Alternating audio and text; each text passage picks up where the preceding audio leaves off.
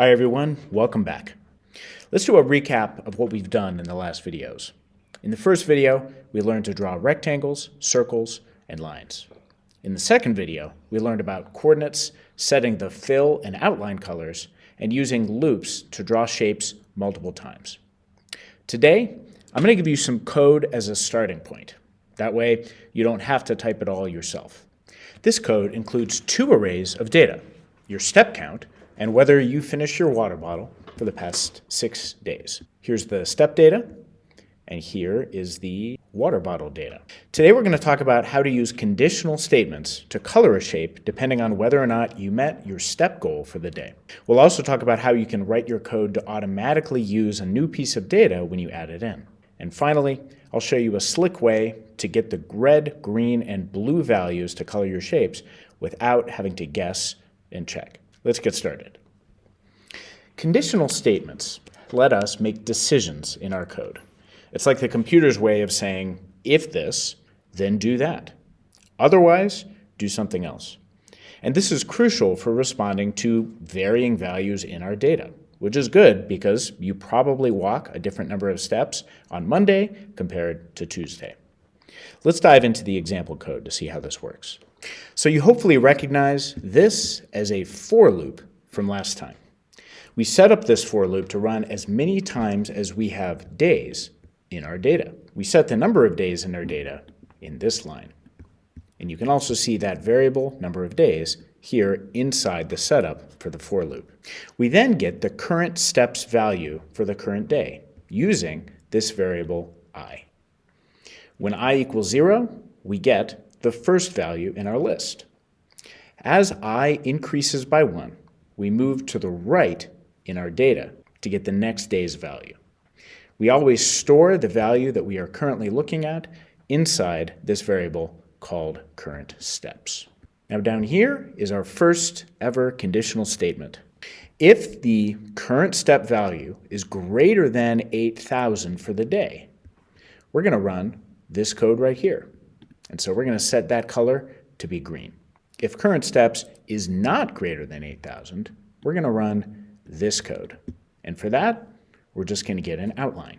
And so when we run the code, you can see we end up with this image right here. And this is running in real time. So if I change this value, instead of 6,000 to be 9,000, and run the code, you can see we get an additional green rectangle because that value is greater than the 8,000 that I set in my code. Now notice though that I told the program how many days were in the data. I did that right here. But I don't actually have to do that. The computer is really good at counting how many of something there is. And there's a special command I can type in to ask it to do this with the steps data. So by typing in steps.length, the code runs just the same. But the magic of code is that it's adaptable.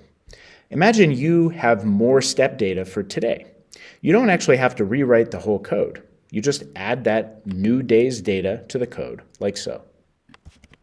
And when I do that and run the code, it automatically adds that new rectangle to represent the new day's data all on its own. This is the power of computational thinking. You plan the code so that it can adapt to new situations or data with minimal changes. Now, it's not hard to have this code to instead show my hydration data. You can see that the form of this data is a bit different. True means I finished my water bottle for the day, and false means that I didn't. I can make a few changes to make this show my hydration data instead of the steps data.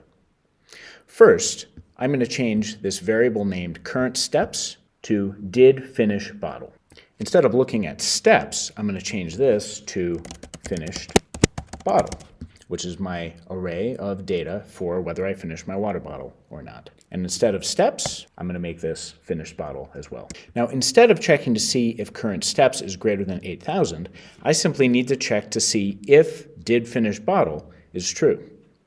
To check to see if two values are equal in code, we use two equal signs. I'm checking to see if did finish bottle is equal to true.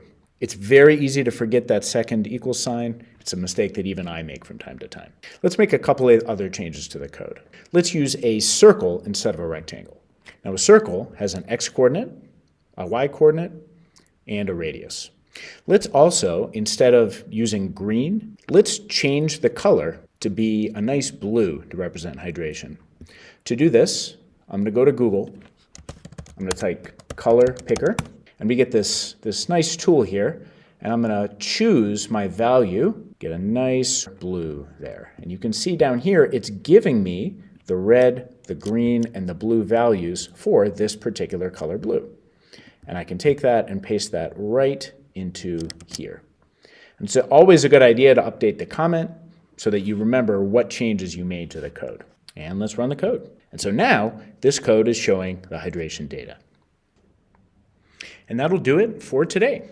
As always, feel free to manipulate this code, replace the step data with your own, change the fill colors, or set a different threshold for a good walking day. Change it from 8,000 to something that matches your own step goals.